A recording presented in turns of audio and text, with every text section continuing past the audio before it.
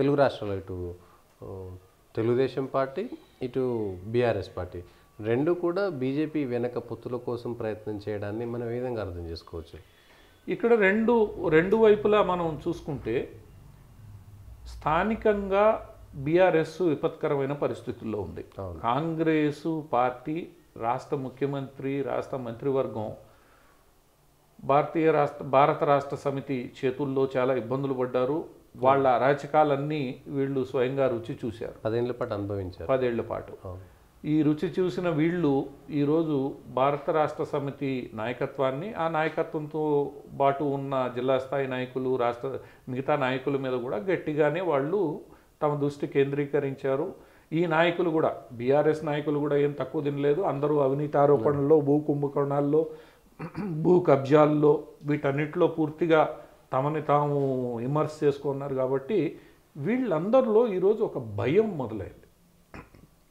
ఏదైతే కాంగ్రెస్ పార్టీ చేస్తోందో, ఇంకోవైపు వాళ్ళకు ఒక ఉదాహరణ ఉంది. పక్క రాష్ట్రంలో జగను ఎలానైతే తెలుగుదేశం పార్టీని ఇబ్బందులు పెట్టాడో, చంద్రబాబు నాయుడిని జైల్లో పెట్టగలిగాడో, ఆ పరిస్థితి మనకి వస్తుందేమో అన్న భయం బీఆర్ఎస్ నాయకుల్లో మొదలైంది. ఆ భయం కారణంగా మనకు ఒక బలమైన మద్దతుదారు కావాలి అని వీళ్ళు ఆశిస్తున్నారు. ఇంకా ఆంధ్రప్రదేశ్లో కూడా జగన్ వ్యవహార శైలి కారణంగా అటు తెలుగుదేశం, ఇటు జనసేన వీళ్ళిద్దరూ కూడా ఒక రకమైన భయాందోళనలతో మనకి బలమైన మద్దతు ఉండే పార్టీ కావాలి అన్న భావన. ఇవి రెండు ఆల్మోస్ట్ ఆల్ సిమిలర్ పరిస్థితులు. ఈ రెండు సిమిలర్ పరిస్థితుల్లో వీళ్ళకి బలమైన మద్దతు ఇవ్వగలిగింది బీజేపీ మాత్రమే. ఎందుకంటే ప్రత్యర్థి కాంగ్రెసు లేదా వైఎస్ఆర్సీపీ. ఈ రెండు పార్టీలతో బీజేపీ నేరుగా మద్దతు పెట్టుకునే అవకాశం లేదు. అందువల్ల వీళ్ళకి బలమైన మద్దతు ఇవ్వగలిగింది బీజేపీ మాత్రమే. సో ఆ దృష్టితోనే వీళ్ళు బీజేపీతో మేము వెళ్తాం, బీజేపీ మాతో ఉండాలి అని వీళ్ళు కోరుకుంటున్నారు. అది బీజేపీ కోరుకుంటుందా లేదా తర్వాత విషయం.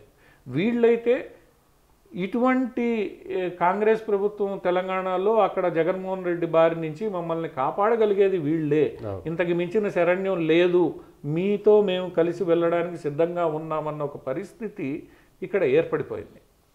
ఇంకా బీజేపీ విషయానికి వస్తే, బీజేపీ దక్షిణాది మీద పెడుతున్న ఫోకస్లో రాబోయే ఎన్నికల్లో ఏదైతే బీజేపీ 370 నినాదం తీసుకుందో, ఆ 370 సాధించాలి అనంటే రెండు తెలుగు రాష్ట్రాల్లో ఖచ్చితంగా కనీసం 10 స్థానాలు మనం గెలవాలి. ఎట్టి పరిస్థితి సొంతంగా గెలవాలి. ఇక్కడ మద్దతుదారులు గెలవడం కాదు, బీజేపీ సింబల్ మీద బీజేపీ క్యాండిడేట్లు కనీసం రెండు తెలుగు రాష్ట్రాల్లో 10 గెలవాలి. ఆ 10లో ఒక 5 మనకి తెలంగాణ నుంచి, గతంలో 4 వచ్చాయి, ఈసారి ఇంకొకటి పెరిగి లేదా ఇంకొక 2 పెరిగినా కూడా అక్కడ కూడా ఒక 3 నుంచి 5 మనం ఆంధ్రప్రదేశ్ నుంచి తీసుకోవాలన్న ఒక వ్యూహం బీజేపీలో ఉంది. దానికి అనుగుణంగానే తెలుగుదేశం పార్టీతో చర్చల్లో మాకు 7 సీట్లు ఇవ్వండి పార్లమెంటు సీట్లు అని గట్టిగా పట్టుబట్టడం, 7 నుంచి అది 6 కావచ్చు, 5 కావచ్చు, ఒక రకంగా ఆ వ్యూహానికి అనుగుణంగా అక్కడ చర్చలు నడుస్తున్నాయి అనేది ఒక మనకి ఇప్పుడు బయట అందుతున్న సమాచారం. అదే క్రమంలో తెలంగాణలో కూడా ఆ 5 నుంచి 6 సీట్లు మనం సాధించాలి అన్న వ్యూహం ఏదైతే ఉందో, ఆ వ్యూహంతో పాటు ఇక్కడ కాంగ్రెస్కి ఎట్టి పరిస్థితుల్లో సీట్లు రానియకుండా చెయ్యాలి అనేది. ఎందుకంటే కాంగ్రెస్ని 40 కన్నా తక్కువకి మేము తీసుకెళ్ళాలి అంటే ఈరోజు కాంగ్రెస్కి 10 సీట్లు రాగలిగిన పరిస్థితి ఒక తెలంగాణలోనే ఉంది, కర్ణాటక తర్వాత. మిగతా ఏ రాష్ట్రాల్లో కూడా ఇప్పుడు అశోక్ చౌహాన్ వెళ్ళిపోయాడు, కమల్నాథ్ కూడా ఈరోజు ఉంటున్నాడో లేదో తెలియదు. ఉత్తరాదిలో కాంగ్రెస్ చేయగలిగింది ఏమీ లేదు. బెంగాల్లో రానియట్లేదు కాంగ్రెస్ని. బీజూ జనతాదళ్ మొన్న రాజ్యసభ టికెటే ఇచ్చేశాడు. ఇంకా వాళ్ళకి మిగిలింది ఏమీ లేదు, మిగిలింది కర్ణాటక, తెలంగాణ. సో కర్ణాటక, తెలంగాణలో కనీసం 10 వస్తే 20. ఇప్పుడు మోడీ ఆశించినట్లు వాళ్ళు గత స్థానాలని నిలుపుకోవాలన్నా కూడా కర్ణాటక, తెలంగాణలో గట్టిగా ఫైట్ చేయాలి వాళ్ళు. ఆ క్రమంలో కాంగ్రెస్ దృష్టి మొత్తం ఇక్కడ ఉంటుంది. కాబట్టి ఆ కాంగ్రెస్ని పూర్తిగా, కాంగ్రెస్ ముక్త భారత్ ఏదైతే నినాదం నరేంద్ర మోడీది ఉందో దాన్ని వీళ్ళు సాధించాలంటే కాంగ్రెస్కి 1 సీటు కూడా రానివ్వకుండా చేయాలి. అది రెండవ ఆలోచన. ఈ 2 ఆలోచనలు, ఒకటి 10 సీట్లు ఖచ్చితంగా గెలవాలి, రెండవది కాంగ్రెస్కి ఎంత సాధ్యమైనంత వరకు డిసెమినేట్ చేయాలి అన్న ఆలోచన ఈ ఆలోచనల మధ్యలో బీజేపీ కూడా కొంత ఈ వస్తున్న వ్యూహాగానాలకి తన ఊహాగానాలని జోడించి మైండ్ గేమ్ అయితే ఆడుతున్నట్లు మనకు కనిపిస్తుంది. టీడీపీ మీద ఇటు బీఆర్ఎస్ మీద అప్పర్ హ్యాండ్ మీకు మేము అవసరం, అవును, నాకు మీ అవసరం లేదు, అవును, మీకు నా అవసరం. అవును.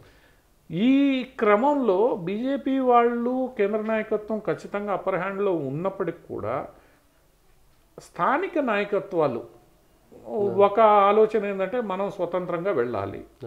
స్వతంత్రంగా ఎవరితో వెళ్ళాలి? రెండు ఆలోచనలు. ఒకటి జనసేనతో వెళ్ళాలని ఆంధ్రప్రదేశ్లో, ఇక్కడ పూర్తిగా ఎవరితోనూ పొత్తు లేదు. జనసేనతో వీళ్ళు వెళ్ళగలిగినప్పుడు అక్కడ జరిగే ఒక పరిణామం ఏంటంటే ప్రతిపక్ష ఓట్లు చీల్తే అది జగన్కి లాభం. ఎందుకంటే తెలుగుదేశానికి ఎంత లేదన్నా 30% ఓట్లు ఉంటాయి. జనసేన బీజేపీ కలుపుకుంటే ఇంకొక 20% ఓట్లు ఉంటాయి. ఇవి రెండు 50% ఓట్లు అయితే లేదా 60% ఓట్లు అయితే అక్కడ జగన్కి అడ్వాంటేజ్ అయిపోతుంది. ఎందుకంటే బలమైన రెండు, అందులో లోక్సభ ఎన్నికలతో జరిగేటప్పుడు బీజేపీకి కొంత అడ్వాంటేజ్ ఉంటుంది. జనసేన 8, బీజేపీ 8, 16%, అదొక 30-46%, అతనికి 40% వచ్చినా అతను గెలిచిపోతాడు. అందువల్ల అది ఒక అంశం ఏదైతే ఉందో అది జనసేనని కొంత పీడిస్తోంది. ఇప్పుడు బీజేపీ చంద్రబాబుని పక్కన పెట్టేసి జనసేనతో మనం కలిస్తే రాబోయే 5 ఏళ్లలో కూడా మనం వెళ్తామేమో, కానీ ఒకవేళ మళ్ళా జగన్ గెలిస్తే దేర్ ఇస్ నో జనసేన. ఎందుకంటే జగన్ వ్యవహార శైలి ఏంటంటే అవతల వ్యక్తిని పూర్తిగా నేను నిర్మూలించేసేయాలి, సామధాన భేద దండోపాయాలు పూర్తిగా నేను వినియోగిస్తాను. అతను వినియోగించాడు కూడా, సొంత బాబాయినే ఇది చేయలేదు, అతను స్పేర్ చేయలేదు, నాకు అడ్డం వస్తున్నాడని చెప్పి. ఆ భయం జనసేన నాయకుల్లో ఈరోజు కూడా ఉంది. ఆ భయానికి తగ్గట్లుగా బీజేపీ మద్దతు ఇవ్వగలుగుతుందా లేదా భరోసా ఇవ్వగలుగుతుందా? ఇప్పుడు రాజధాని అంశానికి వచ్చేటప్పటికి బీజేపీ ఒక చిన్న అప్రతిష్ట మూట కట్టుకుంది.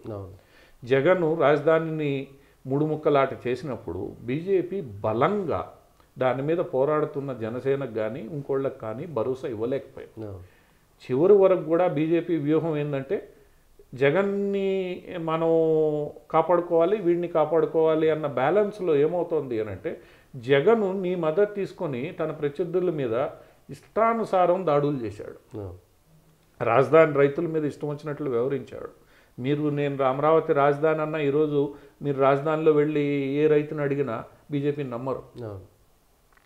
సో ఈ మీమాంస ఏదైతే ఉందో జనసేనకి టీడీపీని పక్కన పెట్టి బీజేపీతో వెళ్ళాలని ఉన్నా కూడా ఇక్కడ జగన్మోహన్ రెడ్డి అనే ఫ్యాక్టర్ ఏదైతే ఉందో ఆ ఫ్యాక్టర్ కారణంగా జనసేన సిద్ధంగా ఉందా? ఈ విషయం మీద బీజేపీ కార్యకర్తలు జనసేనకి భరోసా ఇవ్వగలరా? మీరు ఆశించినట్లు ఆంధ్రాలో మన ఇద్దరం వెళ్దాం, వెళ్ళినప్పుడు రేపు జనసేనని నువ్వు కాపాడగలుగుతావా ఒకవేళ గెలిస్తే? ఎందుకంటే నువ్వు గెలిచే పరిస్థితి లేదు. సో ఈ మీమాంస ఏదైతే ఉందో ఆ మీమాంస ఒకటి అంటే ఇప్పుడు బీజేపీ అప్పర్ హ్యాండ్లో ఉన్నప్పటికీ కూడా ఆంధ్రాలో ఆ భరోసా ఇచ్చే పరిస్థితి ఇక్కడ బీఆర్ఎస్కి ఇవ్వచ్చు. ఎందుకంటే ఇక్కడ అటువంటి పరిస్థితి లేదు. కాంగ్రెస్ గట్టిగా మాట్లాడితే బీజేపీ గట్టిగా నిలబడితే బీఆర్ఎస్ సేఫ్ అయిపోతుంది. ఇక్కడ ఆ ప్రశ్న ఉండదు. బీఆర్ఎస్ నువ్వు చెప్పినట్టు ఉంటుంది, నాకు 10 సీట్లు ఇచ్చేసి నువ్వు 5 సీట్లు పార్లమెంట్కి పోటీ చేయి, నాకు ఇక్కడ 10 సీట్లు గెలవాలి అంటే బీజేపీ బీఆర్ఎస్ ఓట్ల శాతాన్ని మనం గట్టిగా తీసుకుంటే 10 సీట్లు బీజేపీ గెలవగలదు. బీఆర్ఎస్ కానీ సిన్సియర్గా మద్దతు ఇస్తే. ఇవ్వకపోతే నీ సంగతి చూస్తారంటే ఒళ్ళు దగ్గర పెట్టుకొని మద్దతు ఇస్తారు. అది తెలంగాణలో ఫలిస్తుంది. కానీ ఆంధ్రాలో ఆ భరోసా బీజేపీ కార్యకర్తలు బీజేపీ నాయకత్వం ఇవ్వడం ఎంతవరకు సాధ్యం? సో ఈ నేపథ్యంలో ఈ జరుగుతున్న మైండ్ గేమ్ ఏదైతే ఉందో ఎట్టకేలకు బీజేపీకి ఇక్కడి నుంచి 10 సీట్లు అయితే రావడం ఖాయం. చంద్రబాబుతో కలిస్తే అది 1-2 పెంచుకోవడం అన్న దాని మీదనే చర్చలు. ఇక్కడ బీఆర్ఎస్తో పోకపోయినా 5-6 సీట్లు వస్తాయన్న నమ్మకంతో వీళ్ళు పనిచేస్తున్నారు. సో ఆ 10-12 సీట్లు ఏవైతే నాకు 2 తెలుగు రాష్ట్రాల నుంచి రావాలి అన్న ఏదైతే ఇది ఉందో దానికి అనుగుణంగా బీజేపీ మైండ్ గేమ్ ఆడుతోంది. ఇక్కడ ఉన్న స్థానిక పరిస్థితుల్లో వీళ్ళకి తప్పదు. చివరికి వీళ్లతో బీజేపీ కలిసి తన వ్యూహాన్ని తాను నెరవేర్చుకుంటుందేమో అని చెప్పే భావన ఉంది. Okay sir, thank you very much. ఇది ఆంధ్రాకు సంబంధించినటువంటి తెలంగాణకు సంబంధించినటువంటి పొత్తుల వ్యూహాలు సంబంధించినటువంటి అంశాలు.